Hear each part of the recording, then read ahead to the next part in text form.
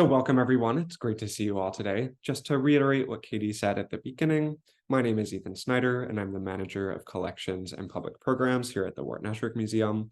And I'm thrilled that you're all joining us for the last Spotlight Talk of 2023.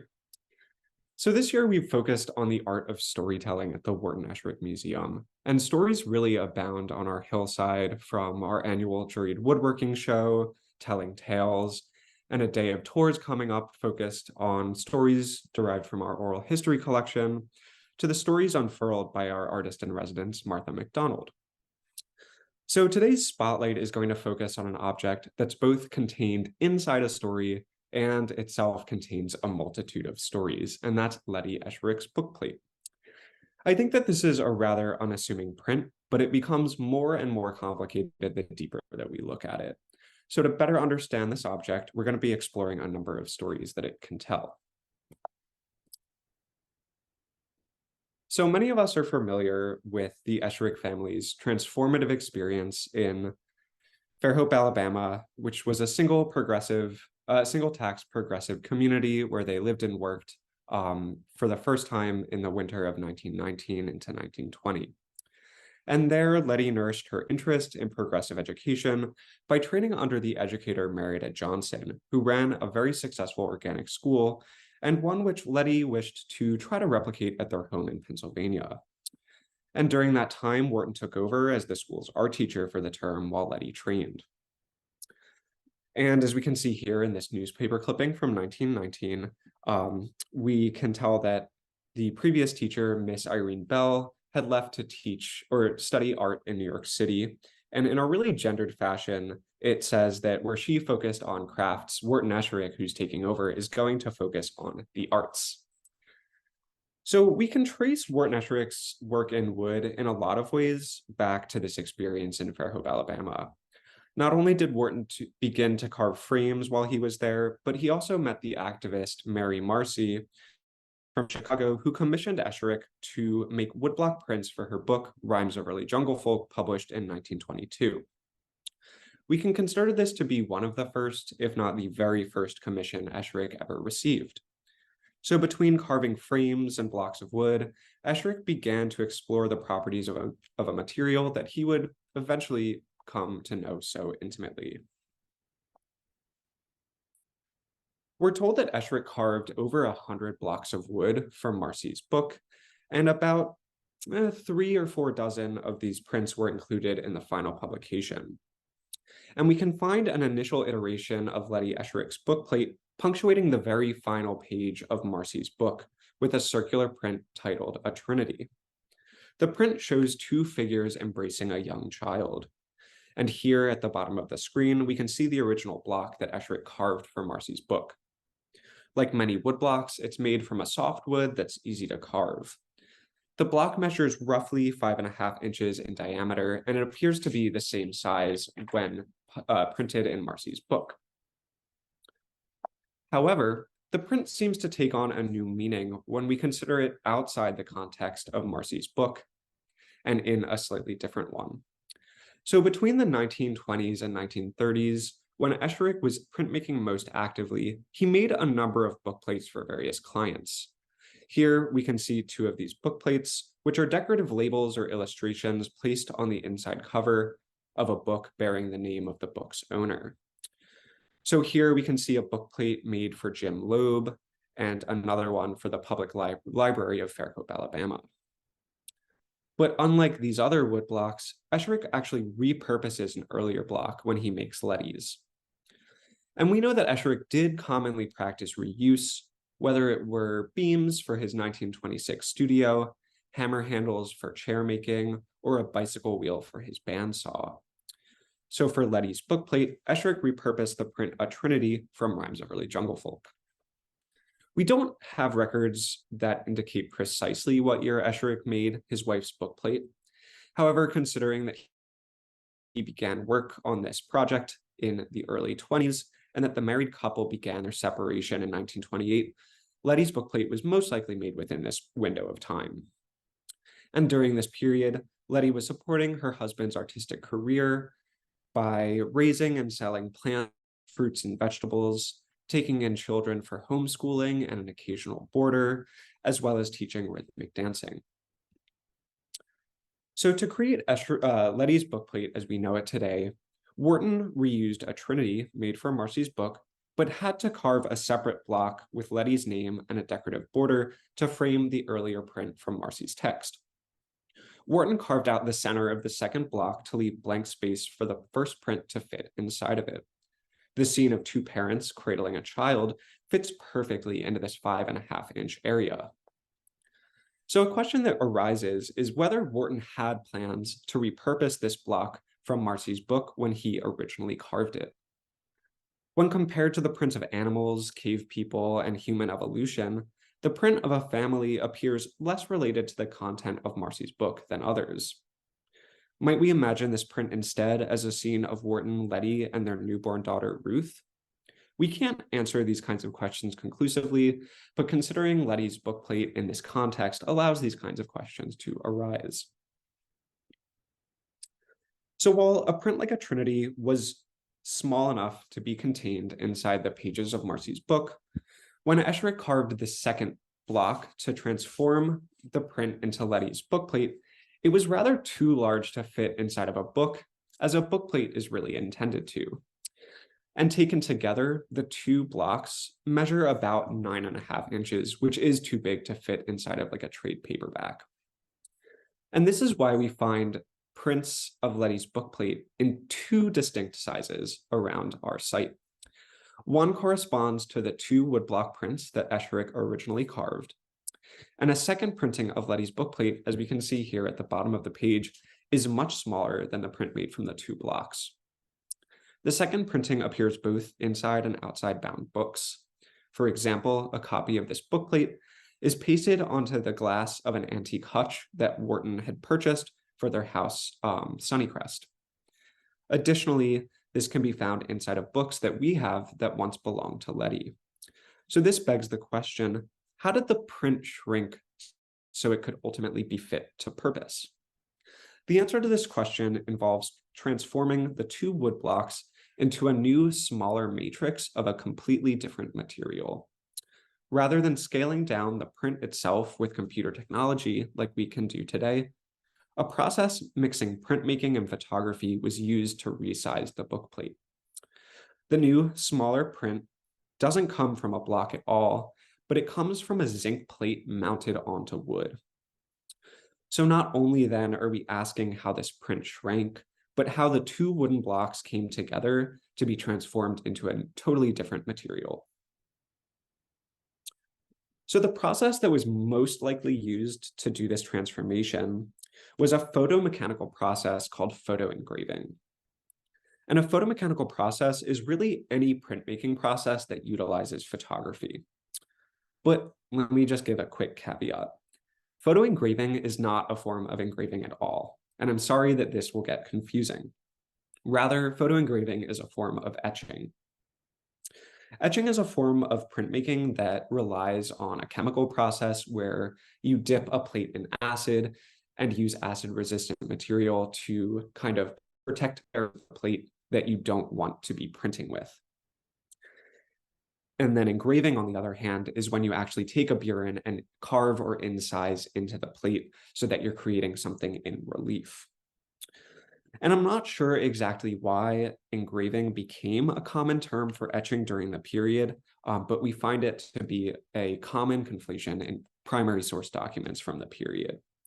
So while I'm referencing photoengraving during this talk, I'm borrowing the period term, but I'm really going to be talking about etching. So traditionally, etching creates an intaglio block, which you can see here in the middle. And we can think about intaglio printing as the opposite of woodblock printing. In woodblock printing, the inked surface comes in contact with the paper that's in relief. But in intaglio printing, it's the other way around, where the design is actually incised into the plate or the block, and the ink will sit inside of those recesses. And this is achieved by covering a sheet of metal with an acid-resistant wax or varnish that's called a ground. Next, a printmaker would be using a stylus, known as an etching needle, to gently scratch the design into the ground, and it exposes the metal underneath on the plate. Then the plate is dipped inside of a solution of nitric acid, as you can see here, and the acid actually eats or etches away at the design on the metal plate that was exposed by the stylus, creating recesses where the ink will be held when printing to paper. And you can see here the plate getting cleaned and then covered and printed with a roller there. So in 1788, none other than the poet William Blake helped to develop an etching process that creates a relief block rather than an intaglio plate. And this is a reverse operation where the acid-resistant material is only applied to the design and nowhere else, so that when you dip it in an etching bath, it only leaves the design standing out as the highest point on the plate rather than being incised into it. But in the second half of the 19th century, relief etching was further developed with the help of a new technology called photography. Utilizing photography and printmaking made reproducing prints, printing plates, paintings, and even photographs much, much easier. It allowed tradespeople to also begin manipulating the size of prints by reducing or enlarging them for commercial publication. So when photography began getting involved in the traditional printmaking practice, it meant that printmakers couldn't just use any old printing plate. Instead, the photomechanical process requires a zinc plate that's been prepared with light-sensitive materials. The light-sensitive emulsion is made from albumin, which is just a protein that's found in egg whites, and something called ammonium dichromate. And these two are fundamental materials for exposing any photographic negative. So before diving into the photomechanical process that we have an illustration of here, it's important to understand that the process actually works backwards from a print to reverse engineer a printing plate. In addition, the photomechanical process contains a number of quite complicated chemical and manual processes that I'm going to try to lay out in the most intelligible and simple way possible. So the first step of the photo engraving process is photographing a print drawing or other original artwork like this and capturing it on a plate made of glass. So once the photograph has been captured on a glass plate, it's known as a line negative. But this is where it gets a little complicated and where manual skill is really going to come in handy. Because an image gets reversed when it passes through the lens of a camera, the photographic negative needs to actually be flipped over after the image has been captured so that when you're eventually printing, you're going to print the plate in the correct orientation. So this is done by actually stripping the negative off of the glass plate, flipping it onto another glass plate so that it assumes the correct position for when it is eventually printed onto paper. And this really does take a highly, highly skilled and steady human hand to do. So separately, as we can see here, a zinc plate is going to be coated with that emulsion of albumin and ammonium bichromate, which are those two fundamental materials for photographic exposure. The line negative on glass is then going to be tightly mounted onto the zinc plate, and the heavy pressure forces the plate into contact, or the glass plate into contact with the zinc plate, and the whole thing gets exposed to light. As the light passes through the transparent parts of the negative, the albumin hardens, it then adheres to the zinc plate, and it becomes completely insoluble in water. And this exposure effectively just transfers the photographic negative onto the zinc plate, like we can see here in the fifth image. The exposure then, or I guess the dark parts of the plate here, protect the zinc plate so that no light is getting through, and only the areas of the original image that was captured are going to be transferred. Then the zinc plate gets developed, and it involves inking the plate with a greasy etching ink that's distributed evenly over the plate, and it helps to dissolve all of the soluble albumin, which is the negative space on what you're ultimately going to be printing. And then the hardened albumin reacts with this greasy etching ink, and it ultimately becomes acid resistant, so that when we're dipping it in an acid bath, we're protecting the design that we want to print. And when we have the print on the zinc plate, like here, we actually just call it a zinc plate, simple as that. And because we flipped over the negative from one piece of glass to another, it means that when the zinc is transferred, or the image is transferred onto zinc, it'll be in the correct position for its ultimate printing. So once that greasy ink has dried on the zinc plate, it's covered with this topping powder resin, which adheres to the greasy ink, and the albumin, the greasy ink, and this topping powder all together form that acid-resistant material. And then the plate is finally ready to be dipped in an acid bath. So we see here that images 6 through 8, actually 6 through 9, show different iterations from multiple etching bath dips. So eventually you're going to want to dip your plate into an etching bath enough that you're creating enough relief to actually be printing with. And once this has been etched enough on the zinc plate, you can actually just physically cut the design out from the zinc and mount it onto a wooden block, and it's essentially ready for printing.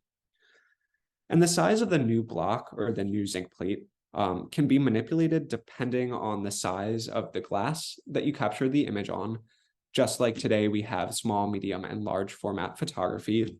Or you can use this kind of special projector technology, and through a play of light and distance, you can enlarge or make smaller the print before you actually capture it.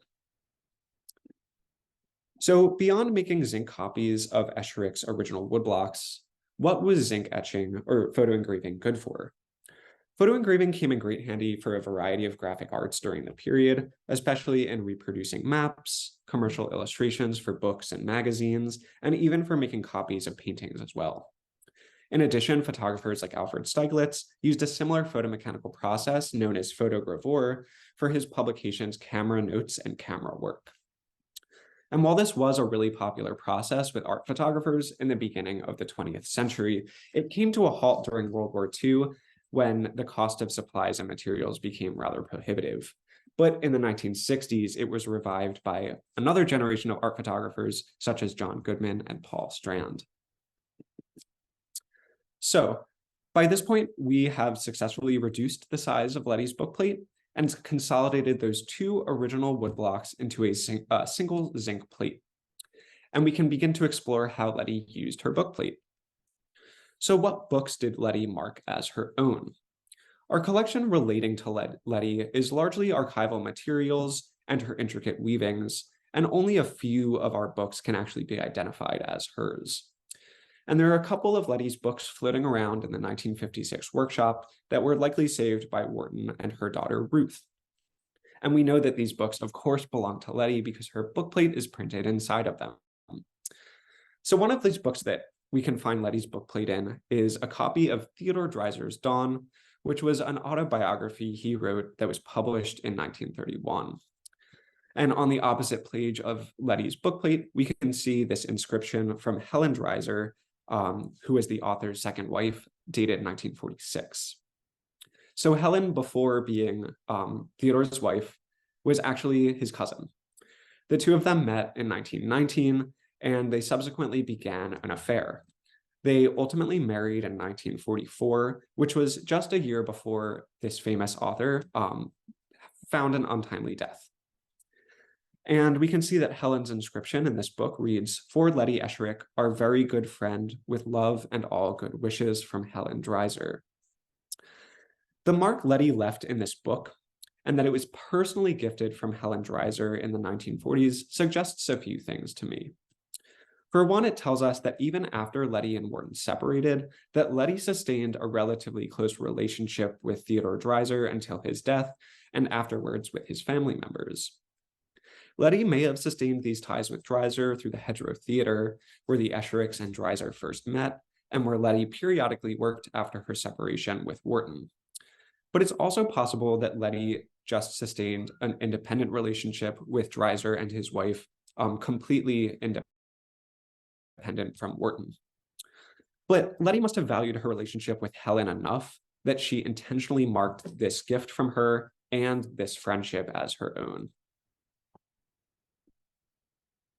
Another place that we'll find Letty's bookplate is inside of a book, Love Possessed Juana, which is a play in 4 acts written by the dancer Agna Enters, and it was published in 1939 by Twice a Year Press.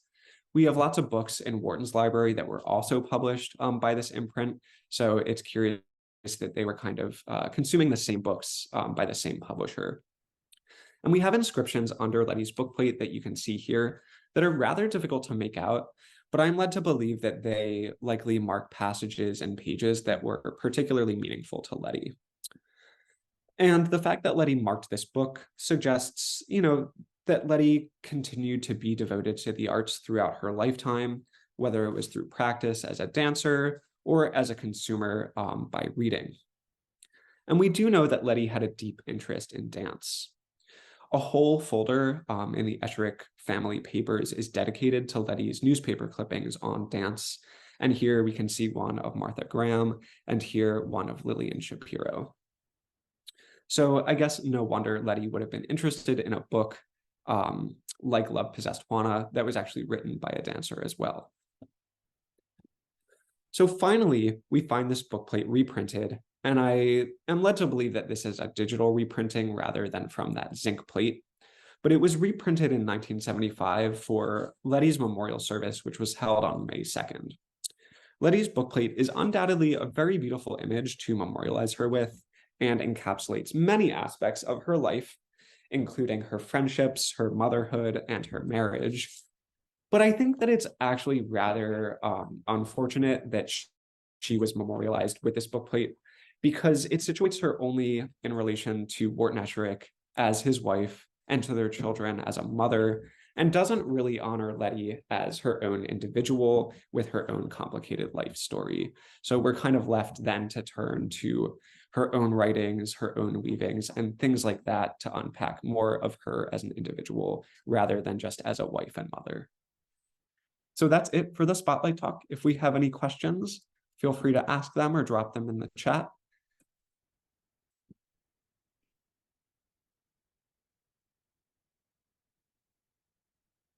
I have a comment. Yeah. So we discussed this a few months ago, the book and then the bookplate. And one of the things that I noticed about the bookplate, aside from it being a different size, is the fact that it is pretty much exactly the same as the page from the rhymes book. But it's not exactly the same. There are some areas where it seems that my thought was that there was more carving done on the original block to make more whites, to make it a little bit more crisper image. Is that the case, or was something done to the print itself? Yeah, so that's a great question, Mark. And just so everyone is on the same page, when you look at copies of the original print next to copies of the bookplate, it seems like maybe there are areas of more white or the ink is darker. So they seem to have a slight difference. But in order to go from one to the other, Esherick would have actually had to add pieces of wood to make less negative space, which doesn't really seem logical. So I'm actually led to believe that when it was originally printed as a trinity outside of Letty's bookplate, that the ink was actually just much heavier on the block than it was later on. But my point is that it's not about the blacks, it's about the whites. The one thing you can do with a block is you can always take more away. And when you do that, you make more whites. So for instance, on the baby's leg, in order to make it a little bit more graphic, fewer of those lines are showing. So that leads me to believe that the block was carved a little bit more. Yeah, it's possible. And I think we'd have to probably take all of the different copies of this print that we have and really put them side by side to see if we can determine some kind of trajectory for a second round of work on the block. Do you have the block, the wood So we block? have, yeah, we have the wood Oh. block, Mm-hmm. and we have, copies of it in Marcy's book, copies Right. of it on Yeah. single pieces of paper, and we'd really have to put them all together. But Mhm. In my mind, it seems maybe that it was just inked more heavily in earlier iterations, but we'd have to really take a couple of days to put them all side by side and think through a possible trajectory for carving further into that block.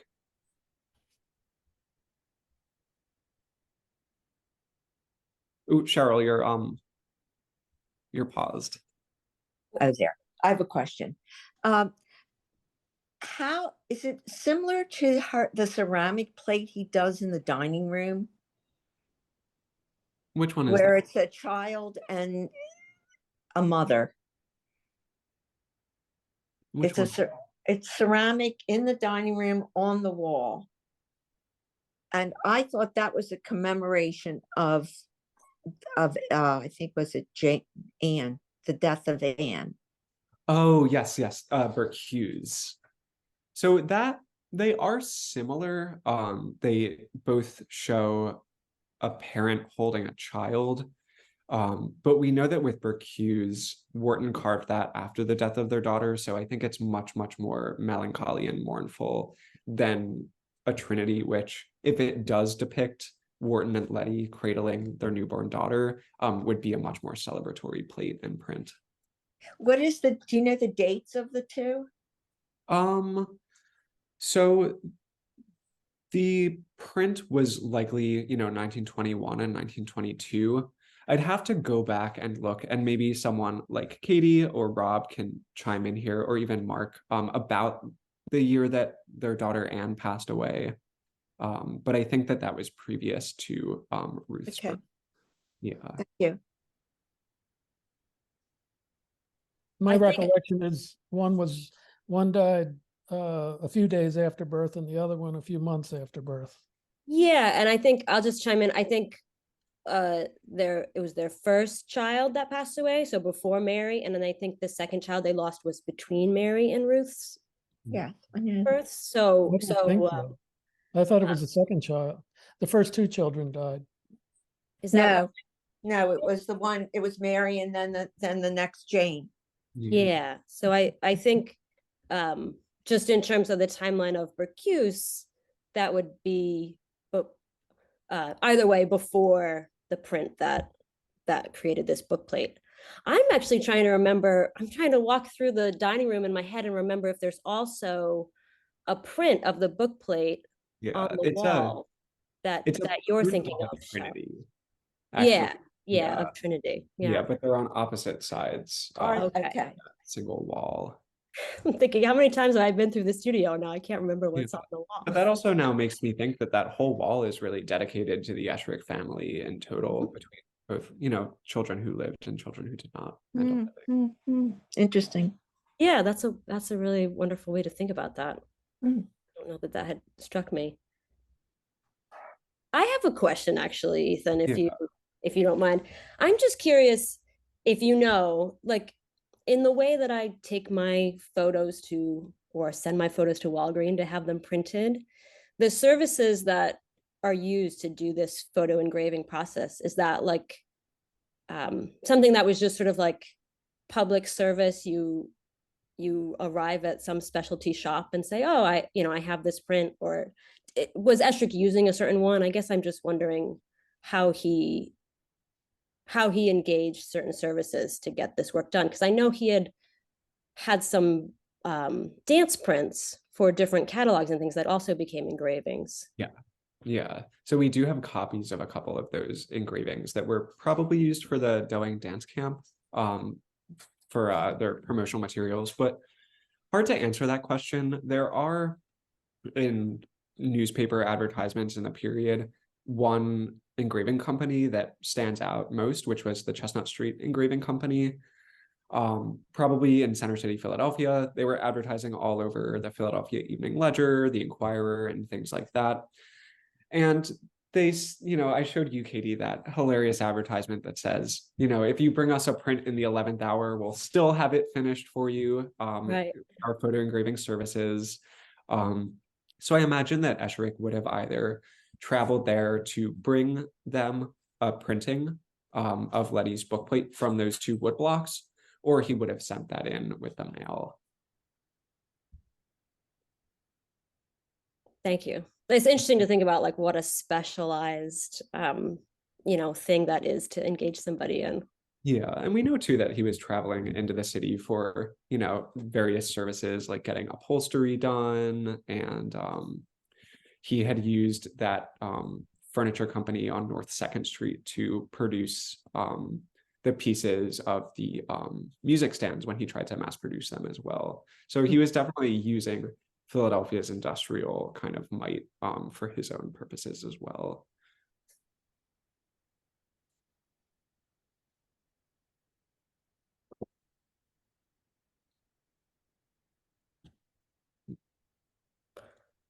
And if anyone wants to learn a little bit more about this process, when we send out the follow-up email with the recording, I'll include a couple resources that includes a film from the 1950s about photo engraving. I'll include that page from the Met that had all of those moving images of people making engravings and a couple other things too. I see. I just had a thought. Please. Okay. Looking at that dining room wall over the years, I could see all those family images. I think Henry von Poor did a piece for them and so forth.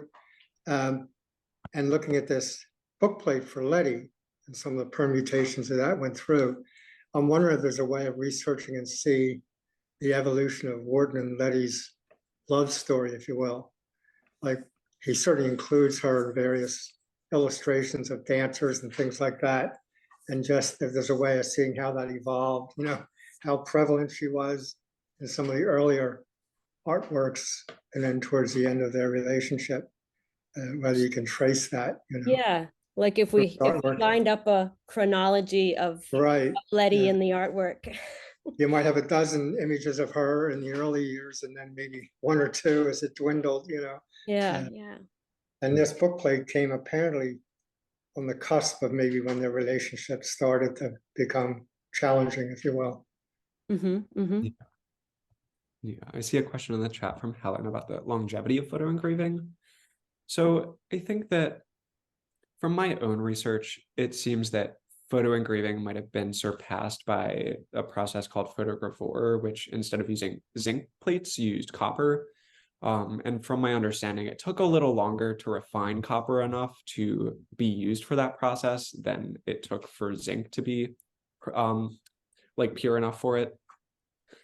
And my understanding is then it seems like engraving in wood might have taken over as well, but that photo engraving on zinc may have continued to exist as kind of like a special artisanal process, preserving a certain kind of process and technology, even while, new technology and even computer technology was developed that could do this stuff much more easily.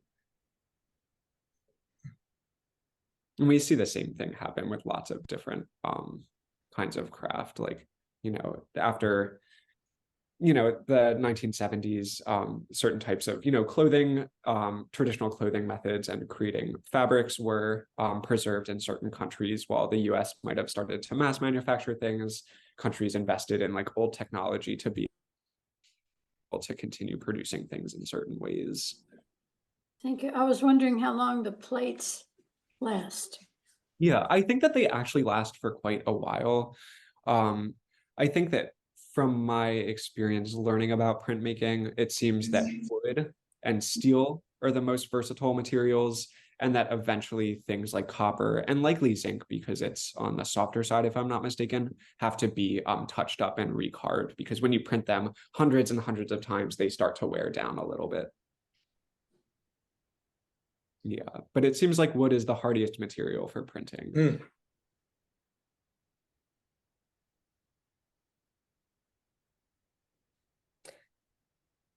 Thank you, Ethan. That was an incredibly informative talk. I know I have done a little bit of etching and printmaking in my day, and I still, it's to wrap your head around the process as it moves into more mechanical things in the 1900s. It's really nice to kind of walk through that with you, and thank you for the little videos and all of that. Yeah, were there any other comments or questions before we wrap up for today? I don't want to cut off any additional thoughts. If not, then I just wanted to, since it's our last spotlight of the year, just give a big thanks to all of you for joining us today, and also for so many of you who I know tune in month to month to kind of hear what we're digging into and what we're turning over at the museum and what we're excited to share with you. So I hope that you'll all join us for all of our programs in 2024, including Spotlight Talks throughout the winter. And as Ethan said, keep an eye out for the follow-up. We'll put some links in the email for the talk from today. And that's it. Thank you so much, Ethan. Thank you to everyone for joining us. Thank you. Thank you for Thank you. fleshing out the story. Yes. Yeah, thank you, Ethan. It was really interesting. I feel like I have to go back through a second time to really grasp it. Yeah, well, we'll have a blog post that focuses on a similar, it'll focus on the same story with a similar or a different take. So you'll get to like read a little bit more about it. Oh, good. Thank you. Happy holidays, everybody. Happy You holidays. as well. Thank you. Right.